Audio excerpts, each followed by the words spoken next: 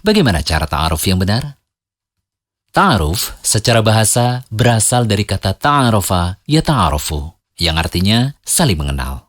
Kata ini terdapat di dalam Al-Quran, tepatnya di surah Al-Hujurat ayat ke-13. Ya ayyuhan nasu inna khalaqnakum min dzakarin wa untha wa ja'alnakum syu'uban wa qabaila lita'arafu. Hai manusia, sesungguhnya kami telah menciptakan kalian dari seorang pria dan seorang wanita, lalu menjadikan kalian berbangsa-bangsa dan bersuku-suku agar kalian saling mengenal. Kata lita'arofu dalam ayat tersebut mengandung makna bahwa aslinya tujuan dari semua ciptaan Allah itu adalah agar kita semua saling mengenal satu sama lain. Sehingga secara umum, ta'aruf bisa berarti saling mengenal. Ta'aruf adalah tahapan yang harus dilalui seseorang ketika hendak menikah. Pihak laki-laki dan perempuan perlu mengenal batasan-batasan ta'aruf agar proses perkenalan tidak melanggar aturan syariat.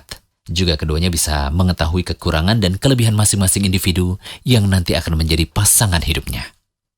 Sebenarnya, tidak ada cara khusus dalam masalah ta'aruf.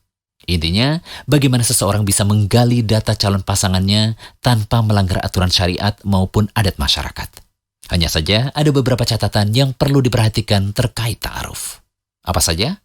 Yang pertama, sebelum terjadi akad nikah, kedua calon pasangan, baik laki-laki maupun wanita, statusnya adalah orang lain. Sama sekali tidak ada hubungan kemahroman. Sehingga berlaku aturan laki-laki dan wanita yang bukan mahram. Keduanya tidak diperkenankan untuk berduaan, saling bercengkrama, tebar pesona, apalagi sambil gombal-gombalan, baik secara langsung atau melalui media lainnya.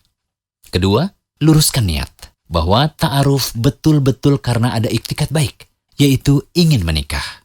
Bukan karena ingin mengoleksi kenalan atau icip-icip dan semua gelagat yang tidak serius.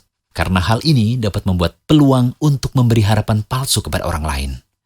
Nah, tindakan seperti ini termasuk sikap mempermainkan orang lain dan bisa termasuk kedzaliman. Ketiga, ta'aruf bisa digunakan untuk menggali data pribadi. Hal ini bisa dilakukan dengan melalui tukar biodata. Masing-masing bisa saling menceritakan biografinya secara tertulis, sehingga tidak harus melakukan pertemuan untuk saling cerita. Ingat ya, tulisan mewakili lisan. Meskipun tidak semuanya harus dibuka, tapi tentunya ada bagian yang perlu terus terang, terutama terkait data yang diperlukan untuk kelangsungan hidup berkeluarga. Dan ada juga yang tidak harus diketahui orang lain, seperti dosa masa lalu misalnya. Nah, jika ada keterangan dan data tambahan yang dibutuhkan, sebaiknya tidak berkomunikasi langsung ya, tapi bisa melalui pihak ketiga, seperti kakak lelakinya atau orang tuanya. Keempat, setelah ta'aruf diterima, bisa jadi mereka belum bertemu, karena hanya bertukar biografi. Maka jika keduanya sudah benar-benar mantap dan menyetujui untuk lanjut ke jenjang yang lebih serius, bisa dilanjutkan dengan nadhar.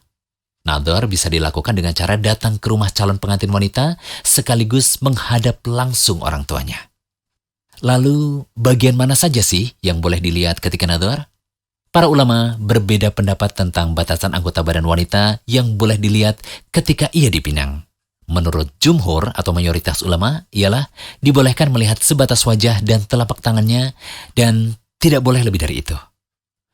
Oh iya, ada catatan penting nih saat kedua calon sudah sampai pada tahap ini. Tidak cukup ya dengan hanya melihat foto dan video wanita atau lelaki yang akan dipinang saja ya.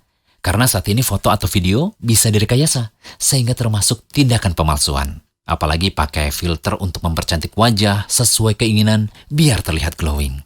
Nah, semoga catatan tentang ta'aruf yang kami bahas tadi bisa bermanfaat ya, terutama untuk kamu.